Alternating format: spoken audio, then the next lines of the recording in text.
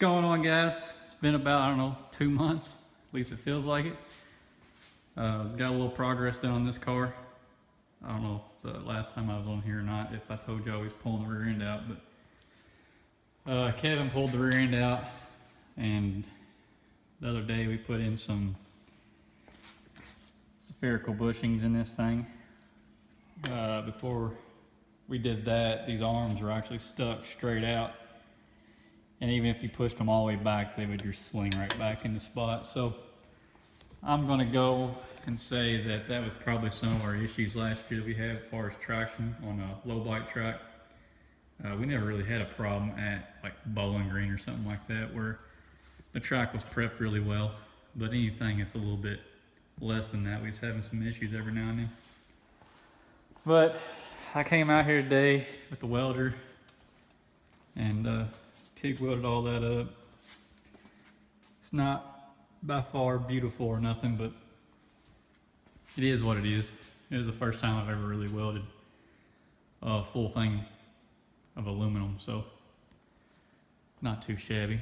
I also welded up the rear end on this thing, and I'm not going to get right there and show you that shit because I definitely suck with the MIG welder and I don't like it, and plus it was dirty underneath there and I didn't spend time to get it perfectly clean, so every now and then it would start splattering because I would hit an unclean spot. But it is what it is, and the battle boxes are now, well, not the battle boxes, but the torque boxes are welded up, and we'll probably put some battle boxes in it later on down the road. I already ordered the lowers, so we just have to get the uppers later. And then we got the lower arms off of it. These are the south side bars. I know back in the day they used to be pretty decent. They're not exactly the greatest thing in the world, but the brackets and everything were already welded on this rear end, and so we decided just to stay with them. Now I did, whenever I took this thing apart, the bushings on these things are ate up pretty good. They're kind of wallered out and looked like they didn't have any grease in them. So I'm going to order some new bushings from Southside and take care of that, and that should take care of our rear end problems that we're having. Right now what we're waiting on is that we've got the aerospace brakes. Kevin ordered the aerospace stuff, and basically he had a little problem with the hats and stuff. The hats were hitting these hats were hitting the bracket and causing it not to sit flush and whatnot, and the calipers weren't lining up with it. But, I mean, they're real nice equipment. So we got some spacers that are going behind the hat. We'll see what that does. More than likely, I'd say that it's gonna space the tires too far out.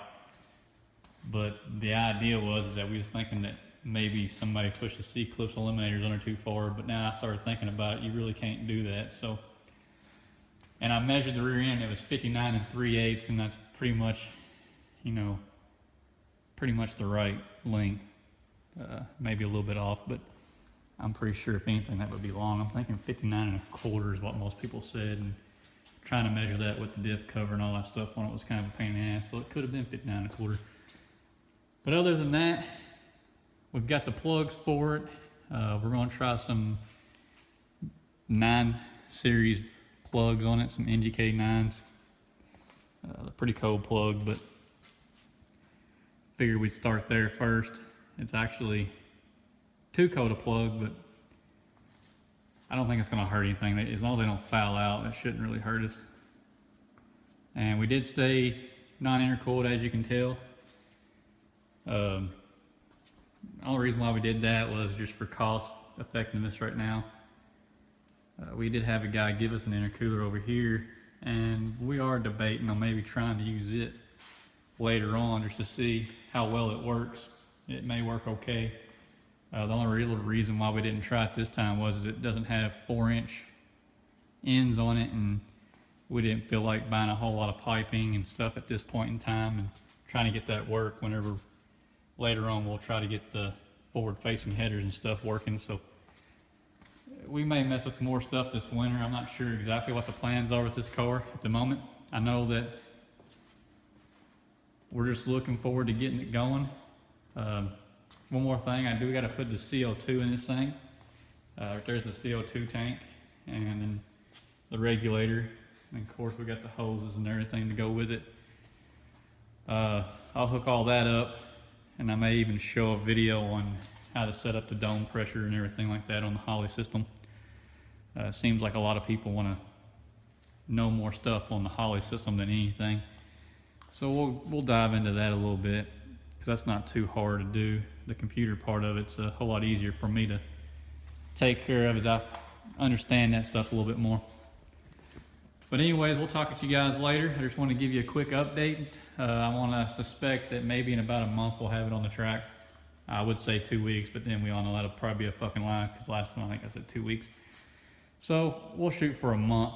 We'll shoot for, I guess, what is it, May? So June, maybe the end of June. We'll see what happens. Talk at you later.